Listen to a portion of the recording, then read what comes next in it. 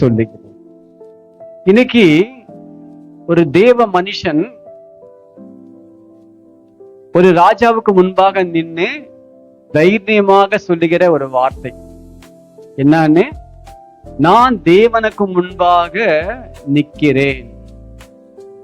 யாருக்கு முன்பாக? மனுஷனுக்கு முன்பாக இல்ல, தேவனுக்கு முன்பாக நிற்கிறேன் மனுஷன் நான் என்று அவர் அங்க போயிட்டு சொல்றார், ராஜாவை பார்த்து சொல்றார். ஏன்னா நாம் யாருக்கு முன்பாக இன்றைக்கு நிற்கிறோம்? இதுதான் இன்னைக்கு தலைப்பு. அல்லேலூயா.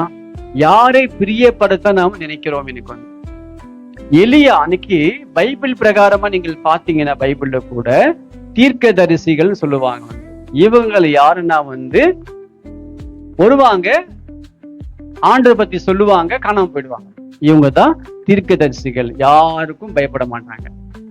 தேவன் என்ன சொல்றாரோ அதை சொல்லிட்டு போயிட்டே இருப்பாங்க. சுவிசேஷகர்கள் ஒருத்தருக்கு இருப்பாங்க. சுவிசேஷகர்கள் இல்ல ஆசாரியர்கள், பாஸ்டர் சொல்றோம் இல்லையா, இவங்க யாருன்னா மனுஷங்களுக்காக தேவனுக்கிட்ட பேசுவாங்க, மனுஷனுக்காக பேசுவாங்க. தீர்க்கதரிசிகள் தேவனுக்காக பேசுவாங்க. இப்ப இந்த எலியா தேவன் பட்சத்திலே நின்று தேவன் எப்படி பேசுவாரோ அதே போலதான் பேசுறாரு. இப்போ தேவன் நின்று பேசுனா எப்படி பேசுவாரு, அதே மாதிரிதான் இப்போ இந்த எலியா பேசுறாரு. இப்போ கர்த்தருக்கு முன்பாக நிற்கிறேன் நான் சொல்லுகிறேன். இன்னைக்கு நம்ம வாழ்க்கையிலே கூட நாம் எங்கே நிக்கிறோம்? யாருக்காக நிக்கிறோம்? யாருக்காக பிரயாசப்படுறோம்? இதுதான் நம்ம யோசிக்கணுமா. இன்னைக்கு சபை தன் மகிமை காணட்டும். நம்ம சபை தொடங்கி 23 ஆண்டுகள் முடித்து 24ஆம் ஆண்டுக்குள்ள நம்ம பிரவேசித்திருக்கிறோம். கர்த்தர் நம்ம சபை ஊழியங்களை கூட கர்த்தர் ஆஸ்வதிக்கிறார். அல்லேலூயா. ஒவ்வொரு காலகட்டத்திலே ஒவ்வொரு ஊழியங்கள் சபையில் நடந்தது. ஒரு காலகட்டத்தை பார்த்தா நம்ம நல்ல இங்க டிராக்ஸ் மினிஸ்ட்ரி கொடுத்தோம், ஹாஸ்பிட்டல் மினிஸ்ட்ரிக்கு போனோம், கிராம ஊழியங்களுக்கு போனோம். அது ஒரு காலத்துல நம்ம செஞ்சோம். இதெல்லாம் கூட அதுக்கப்புறம் பார்த்தா பிள்ளைகளுக்கு படிப்புக்கு நம்ம ஸ்கூலு ஃபீஸ் கட்டணும், புக்ஸ் வாங்கி கொடுத்தோம், பேக் வாங்கி கொடுத்தோம். அப்புறம் இந்த பனிக்காலங்கள்ல பெட்ஷீட்டு, தலகாணி வாங்கி கொடுத்தோம், ட்ரெஸ் வாங்கி கொடுத்தோம். அப்புறம் சபைகள் கட்டுமான பணிக்காக, சபை கட்டுறதுக்காக நம்மனால எவ்வளவு முடியுமோ சபை விசுவாசிகள் உற்சாகமாய் கொடுக்கும் போது நம்ம கொடுத்தோம். இப்போ நம்ம இப்பேற்பட்ட ஊழியர்கள் நம்ம செய்து கொண்டிருக்கிறோம். கர்த்தருக்கு ஸ்தோத்திரம். அதே மாதிரி ஊழியக்காரங்களுக்கு நம்ம ட்ரெஸ் வாங்கி கொடுத்தோம்.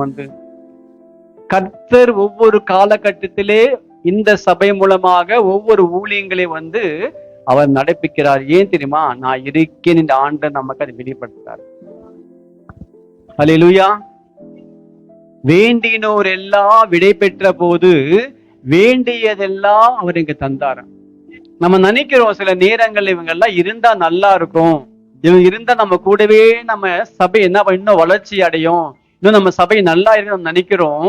அப்படி நினைக்கும் போது ஆண்டு என்ன செய்யறாரு? அவங்கள பாக்குறாரு, பார் அவங்களுடைய உண்மையை பாருன்னு ஆண்டு நம்மளை காட்டுறாரு.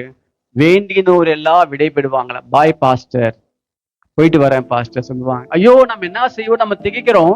ஆண்டு சொல்லுவாரு, திகைக்காரு, வேண்டினோர் எல்லாம் விடை பெற்ற போது உனக்கு வேண்டியதெல்லாம் நான் தருவேன். அல்லேலூயா. மலைகள் விலகினாலும் பர்வதங்கள் நிலை பெய்ந்தாலும் என் கிருபை மட்டும் உன்னை விட்டு விலகாது என்று கர்த்தர் சொல்லுகிறார். அல்லேலூயா. உங்கள் மேலே என் மேலும் கர்த்தர் மனதுருக்கமா இருக்காருங்க. நம்ம நினைக்கிறோம் அண்ணங்களோ தம்பிங்களோ தங்கச்சியோ அது யாரும் நம்ம நினைக்கிறோம் மலை மாதிரி நினைக்கிறோம். கண்டிப்பா என் புருஷன் இல்ல என் பிள்ளைங்க, என் அண்ணன், என் தம்பி நம்ம நினைக்கிறோம். அந்த மலையை கூட சேர்ந்து அகன்று போகுமா அந்த ஆண்டு சொல்றாரு, என் கிருபை மட்டும் உன்னை விட்டு போகாது. அல்லேலூயா. என் கிருபை மட்டும். சில நேரங்களில் மனுஷங்களோட இதயங்கள் மாறும், குணங்கள் மாறும். இன்னைக்கு நேசிக்கிறவங்க நாளைக்கு நம்ம நேசிக்க மாட்டாங்க. இன்னைக்கு அன்பு கூற நமக்கு அந்த அன்பு கூற மாட்டாங்க. யார் எப்படி மாறினாலும் என்ன நடந்தாலும் அவரை மாறாதவர். அல்லேலூயா.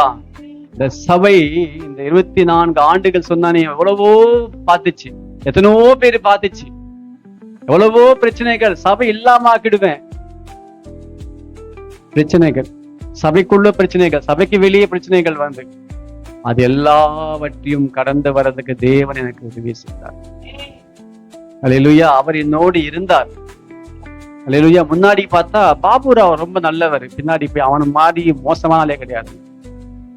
பேசினவங்க சொல்லுவாங்க பின்னாடி என்னங்க உங்களுக்கு நல்லா பேசுறாரு, பின்னாடி போயிட்டு அப்படி பேசுறாங்க உங்களுக்கு குறிச்சு வந்து. அதான் மனுஷன். அல்லேலூயா. அதான் மனுஷன். ஆப்போசிட்டா நம்மோடு நடந்தவங்க, நம்மோடு சாப்பிட்டவங்க, நம்மோடு எல்லா ஊழியத்துல இருந்தவங்க கூட நம்மளை அவமானப்படுத்தினாங்க, கஷ்டப்படுத்தினாங்க, அழ வச்சாங்க, என்னென்னவோ பண்ணி பார்த்தாங்க. ஆனாலும் இன்னைக்கு நம்ம நிக்கிறோம். அவர் சொல்றாரு, நான் இருக்கிறவராகவே இருக்கிறேன். இன்னைக்கு நான் இருக்கிறேன்னா அது காரணம் அவர் தான். அல்லேலூயா.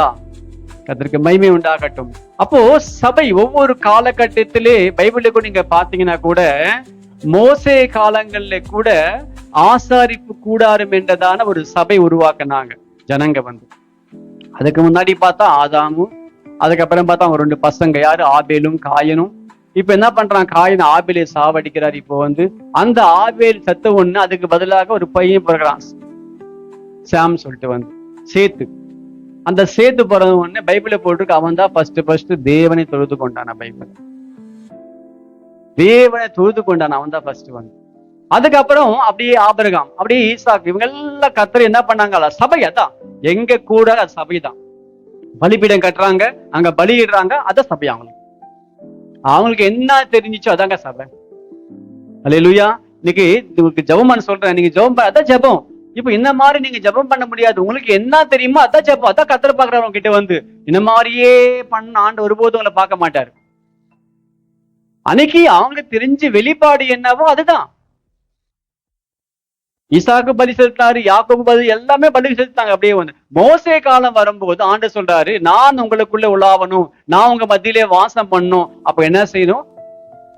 ஆசாரிப்பு கூடாரத்தை உண்டாக்குறார். என்னது அப்படின்னா வந்து டென்ட் என்னவாங்க, அது பேர் வந்து நம்ம பிளாஸ்டிக் கவர் மாதிரி போடுறோம்ல, அத மாதிரி பழைய அந்த காலத்துல பார்த்தா அதுக்கேற்ற மாதிரி சொல்லுவாங்கல்ல அங்கி, அதெல்லாம் வந்து அப்பெல்லாம் வந்து அதுக்கு அது சீத்தி மரம் வச்சு அதுக்கு அது சொல்றாங்க. சொல்றாரு இதெல்லாம் செய்யணும், சீத்தி மரம் வேணும் அதுக்கெல்லாம் வந்து. அதே மாதிரி அதுக்கு இரும்பு இதெல்லாம் வைக்கணும், வெண்கலம் வைக்கணும், இதெல்லாம் வந்து இதெல்லாம் எப்படி ஆண்டவர் அதுக்கு ஒரு பிளான் தராரு. இன்ஜினியர் மாதிரி இன்ஜினியர் எப்படி பிளான் கொடுப்பா அது மாதிரி சொல்றாரு, இவ்வளவு நீளம் இருக்கணும், இவ்வளவு அகலம் இருக்கணும், இந்த பக்கம் வாசல் இருக்கணும், இந்த பக்கம் எம்ங்க இருக்கணும், அந்த பக்கம் அவங்க இருக்கணும். ஆண்டவர் அந்த சபைக்கு சுத்தி கூட என்ன பண்றாங்க பாத்தீங்களா வந்து ஒரு தராரு பிளான். இந்த ஆலயம் கட்டுறதுக்கு யாருக்கு கொடுப்பாங்க? ஆண்டவர் கொடுப்பாரு காசு. ஆண்டவர் சொல்றாரு, நான் கொடுக்க மாட்டேன், நான் உனக்கு ஐடியா சொல்றேன். மோசே கிட்ட என்ன ஐடியா? ஆண்டவரே, நீ ஜனங்கள் எல்லாரும் கூப்பிட்டாங்க. என்ன ஆண்டவர் சொல்லணும்? இப்போ வந்து அவங்க கிட்ட காசு இல்லை. ஆமா ஆண்டவர், உண்மைதான், ஜனங்கள்கிட்ட காசு இல்லை. இப்போ எகிப்திலிருந்து வரும்போது அவங்ககிட்ட காசு உண்மைதான் வந்து, அது வனாந்தரம் வேறு, காசு அங்க இருக்கும் வந்து. அப்ப எப்படிதான் ஆலயம் கட்டணும்? ஆலயம் கட்ட காசு வேணும். இப்போ வந்து என்ன பண்றது? அப்போ வந்து மோசே நான் சொல்ற மாதிரி சொல்லிட்டாங்க கிட்ட என்ன சொல்லணும்?